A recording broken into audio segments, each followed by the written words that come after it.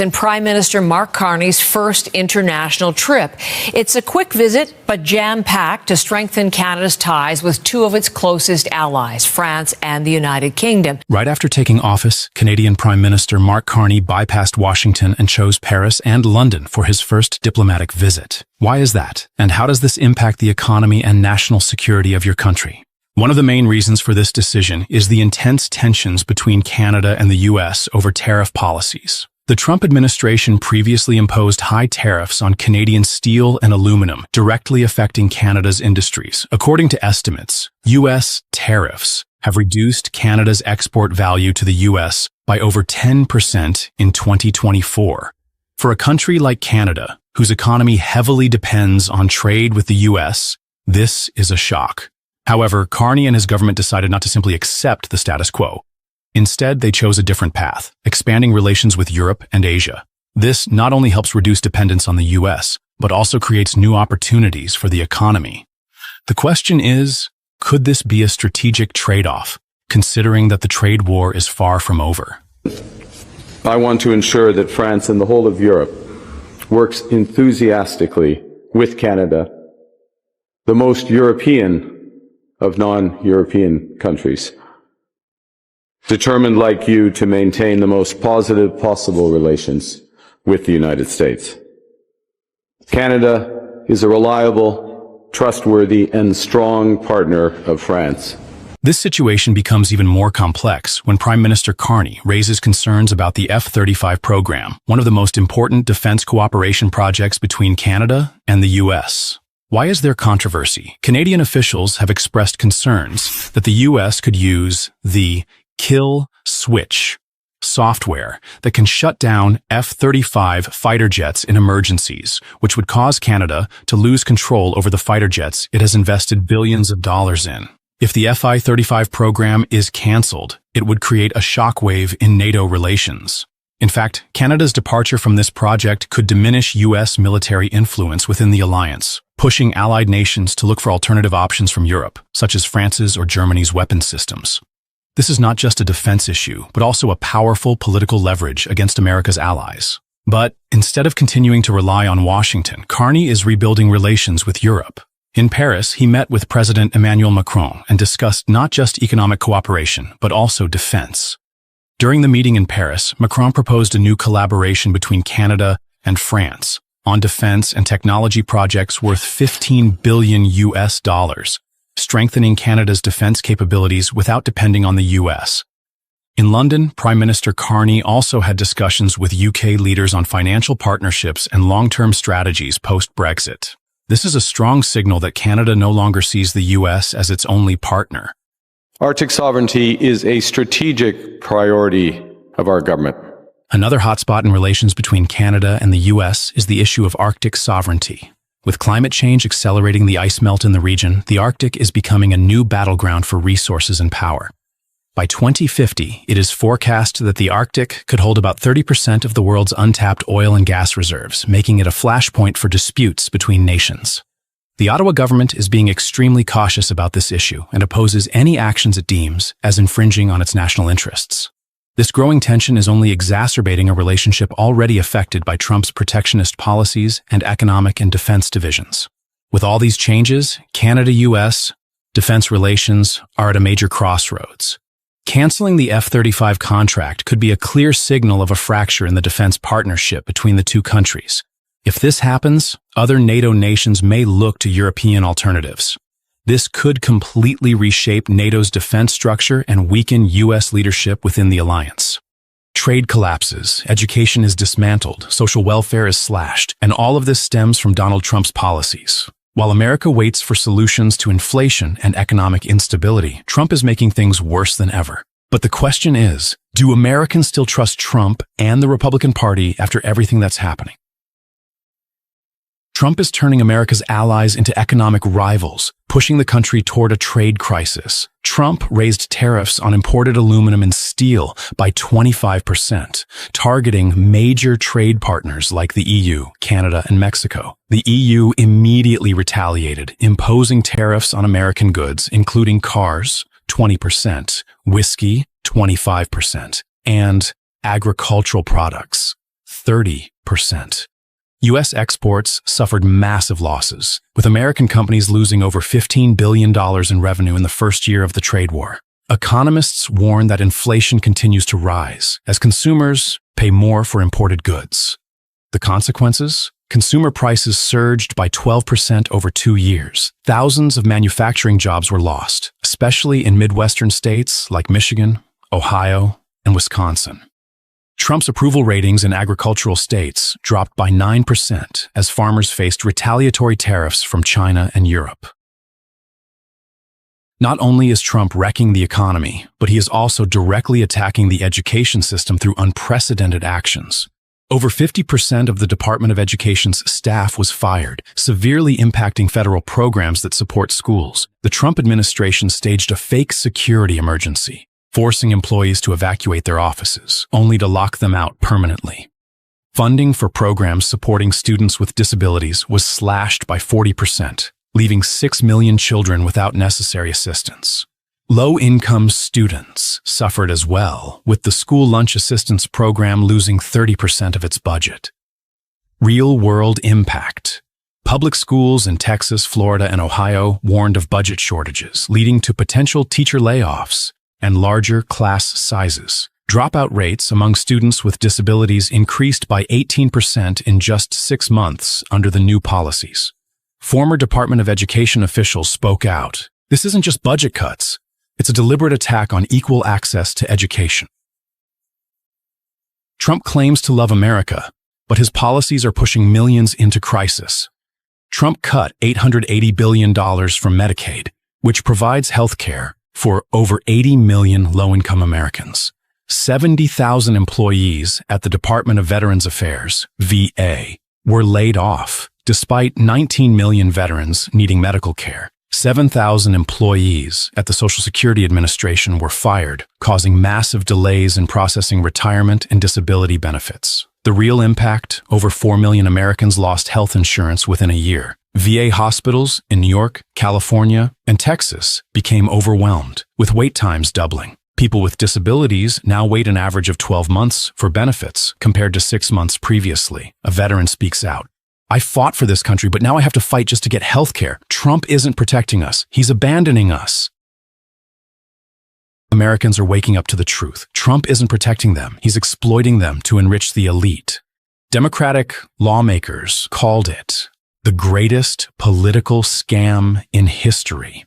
Trump pretends to stand with the working class, but in reality, his policies only favor billionaires.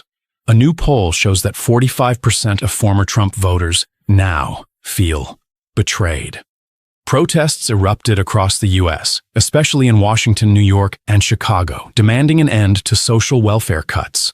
Americans have a choice: continue letting Trump and the Republican Party destroy the country, or stand up and reclaim their rights.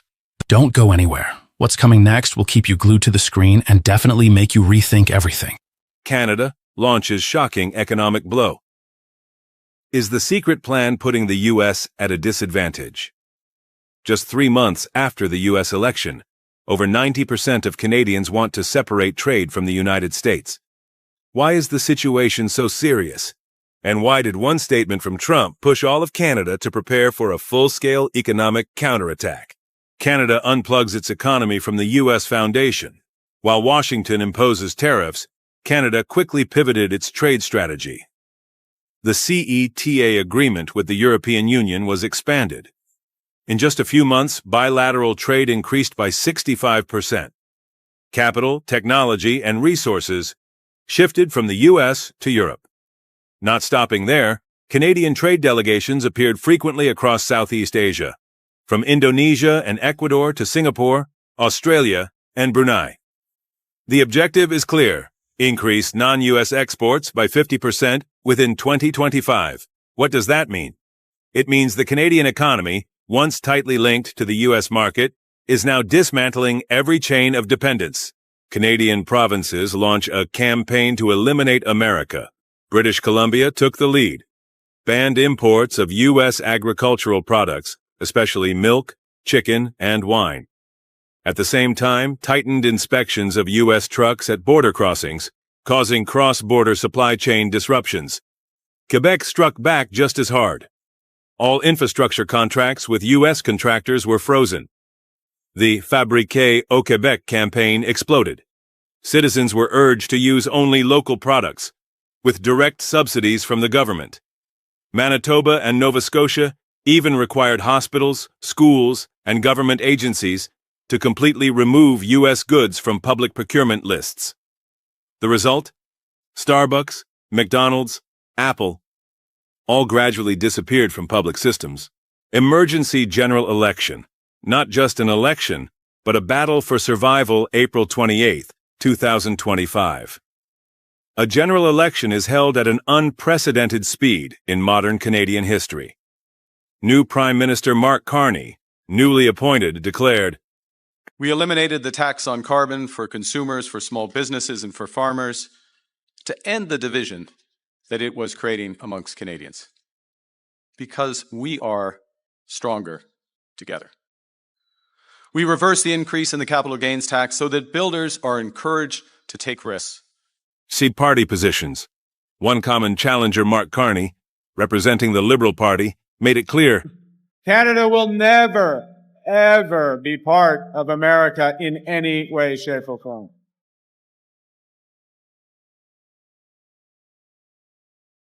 Pierre Poilievre, leader of the Conservative Party, though often compared to Trump, also strongly opposed the annexation proposal. He called it absurd and offensive. Proposed tit-for-tat trade measures focused on cutting spending and boosting domestic production. Jagmeet Singh, New Democratic Party, went even further. Called for banning Trump from attending the G7 in Alberta. Proposed halting exports of strategic minerals, threatening U.S. tech and defense sectors.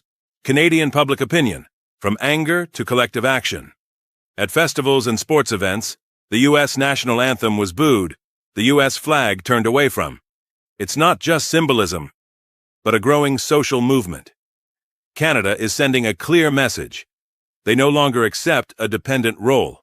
And if the U.S. truly wants to bring Canada closer, maybe it needs a different strategy. Not pressure, but respect. If you want to better understand how Canada is reshaping the regional economic order, don't miss the next videos currently on screen. Europe strikes back. How Donald Trump and Elon Musk are shaking up the continent. Tesla lost 45% of its sales in Europe in just January 2025. Meanwhile, Donald Trump declared that Greenland is essential. Well, I think it'll happen, and I'm just thinking, I didn't give it much thought before, but I'm sitting with a man that could be very instrumental. You know, Mark, we need that for international security, not just security, international. We have a lot of our favorite players, cruising around the coast. To the U.S., Europe responded fast, divesting from Tesla and taking a hard stance on territorial sovereignty. What's really going on? 1. Trump's push for Greenland, a power move or a costly gamble. On March 13, 2025, during a meeting with NATO Secretary General Mark Rutte, Donald Trump reaffirmed his ambition to take control of Greenland, calling it a national security priority. He stated, "We need it, and it will happen." But Trump's statement ignited instant backlash. Danish Prime Minister Mette Frederiksen immediately shut it down, declaring, "Greenland is not for sale. It is part of Denmark, and that's final." And it's not for sale. The chairman, the leader of Greenland, has been very clear that they are not for sale. The EU and NATO quickly backed Denmark, making it crystal clear. No part of the EU's territory is up for negotiation. Their firm stance sends a bold message. Europe won't let the US throw its weight around. But while the U.S. government focuses on Greenland, a major crisis is unfolding in an unexpected sector, Tesla. 2. Tesla's meltdown in Europe, a self-inflicted disaster. Big investors are dumping Tesla stock at the start of 2025, Two of Denmark's largest pension funds announced they were pulling out of Tesla completely and blacklisting the company. Why? Accusations of unfair labor practices, weak corporate governance, and Elon Musk's controversial political moves. Akademiker Pension, one of Denmark's biggest pension funds, sold off all its Tesla shares and placed the company on its exclusion list. Pension Denmark, another major investor, dumped over 400 million krone, 58 million USD, in Tesla stock, citing ongoing labor disputes. Why Europe is turning its back on Tesla. Back in late 2023, Tesla refused to sign a labor agreement with Swedish workers, leading to massive strikes. But it didn't stop there. Unions across Denmark, Norway, and Finland joined in, blocking Tesla shipments and paralyzing operations. The impact? Tesla's Northern European operations came to a halt. Service centers in Sweden shut down. Major ports in Norway and Denmark refused to handle Tesla shipments. And just when Tesla thought it couldn't get worse, it did. 3. Tesla's sales collapse. Can it recover? According to the European Automobile Manufacturers Association, ACA, Tesla's sales in Europe plunged 45% in January 2025, while competitors surged ahead. By the end of 2024, Tesla's European sales had dropped 10.8%, 8 times worse than the overall market decline. Why? Tesla isn't just losing sales, it's losing trust. A UK survey found that 59% of EV buyers refused to buy a Tesla, not because of the car's performance, but because they didn't want to be associated with Elon Musk. In Germany and France, Tesla is losing ground fast. While Volkswagen, Renault, and Chinese EV brands are taking over, Musk's politics are backfiring on Tesla. Elon Musk has increasingly alienated European consumers, publicly backing Germany's far-right AfD party, criticizing the UK government, and aligning with Italy's nationalist Prime Minister Giorgia Meloni. At the same time, he slammed EU environmental policies, calling them barriers to innovation. The fallout? 59% of UK customers now refuse to buy a Tesla because of Musk. Tesla's market share in Germany and France is shrinking fast, while Volkswagen, Renault, and Chinese EVs gain momentum. One EU official summed it up. Musk was once a green tech icon. Now he's an opponent of European values. What happens next? With Tesla struggling and Europe pushing back against Trump, the question is, can Tesla win back European customers? Will the US shift its strategy to prevent a bigger rift with the EU? Stay tuned. This story is far from over. Is Trump trying to make Canada the 51st state? Fierce reactions from the Canadian government and citizens. On April 2nd, the United States officially imposed tariffs on Canada targeting steel, aluminum, and electricity exports. Canada immediately retaliated with tariffs on various American products. But what enraged Canadians the most wasn't just the tariffs. Donald Trump declared, To be honest with you, Canada only works as a state. We don't need anything they have. Trade tensions. The U.S. increases pressure on Canada. On April 2nd, the Trump administration announced new tariffs directly targeting Canada's economy. This was not the first time the U.S. imposed tariffs on Canada, but this time the rates were higher and the scope much broader.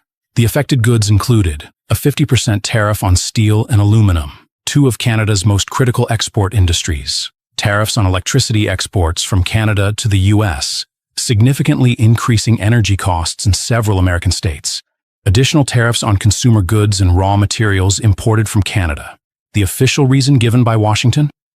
According to the Trump administration, one of the key justifications was the fentanyl crisis, a highly addictive synthetic opioid that has fueled a major public health crisis in the U.S. Trump accused Canada of being a source of fentanyl entering the U.S., but a DEA report did not even list Canada as a significant threat. Ontario Premier Doug Ford immediately sought to negotiate with the U.S. government. After the meeting, he expressed optimism about the possibility of easing trade tensions. But in reality, the results were far from what he expected. The outcome of the meeting? No changes to Trump's tariff policy. Canada remained subject to higher tariffs. All negotiation efforts were dismissed. This raises a serious question.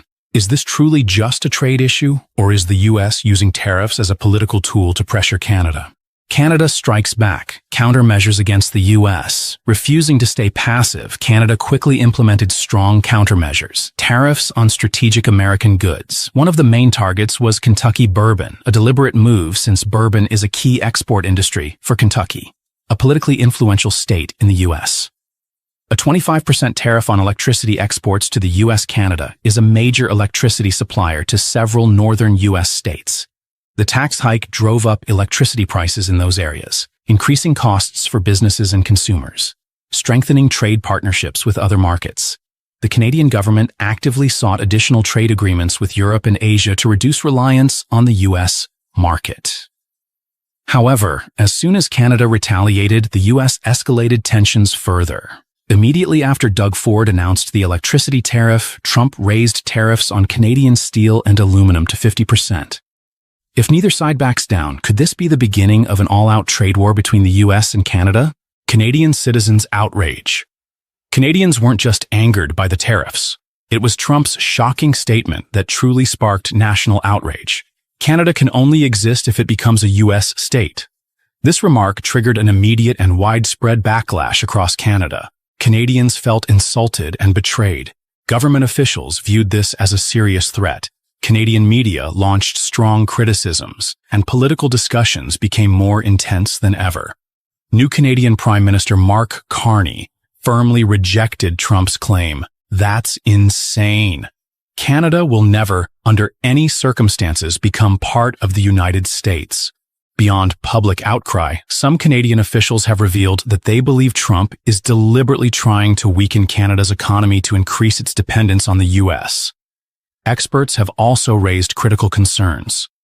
Trump's repeated mention of the 51st state is not just a random statement, but could signal a larger strategic plan. The U.S. might be testing Canada's reaction to economic pressure. If the Canadian government fails to respond effectively, the U.S. could intensify its pressure with even harsher policies.